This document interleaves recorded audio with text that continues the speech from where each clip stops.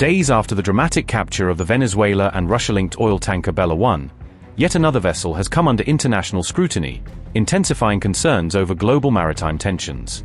According to multiple reports, Georgia announced that its Coast Guard detained an oil tanker named Caminero on January 10, marking a new development in the region's growing focus on maritime security.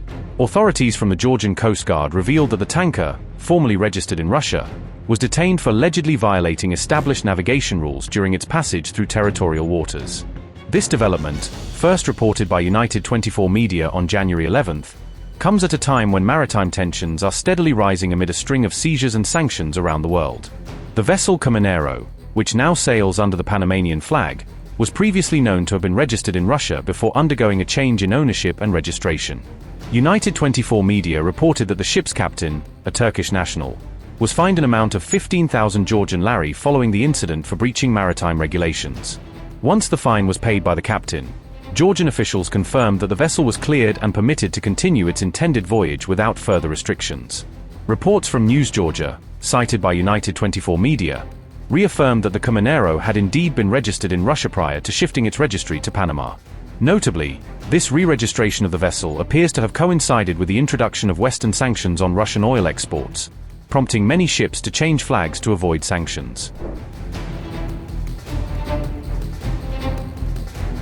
Just days earlier, the United States seized a Russian-flagged oil tanker with connections to Venezuela on January 7, deepening the standoff over sanctions evasion.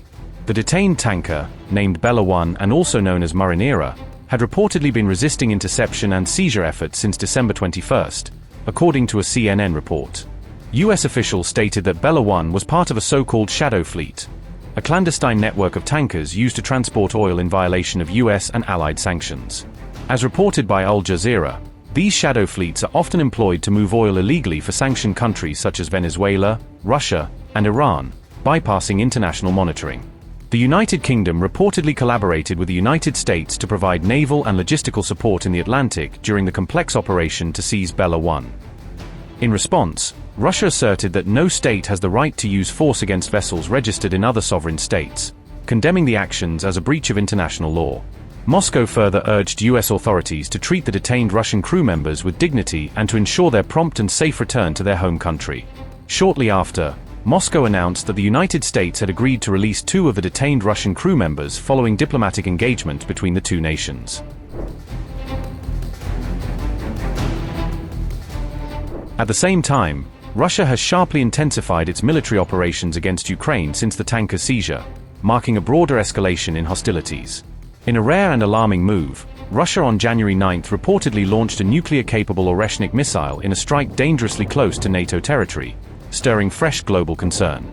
That missile hit a Ukrainian city located just a few miles from Poland's border, highlighting how maritime disputes and battlefield escalation are increasingly intertwined in this ongoing conflict.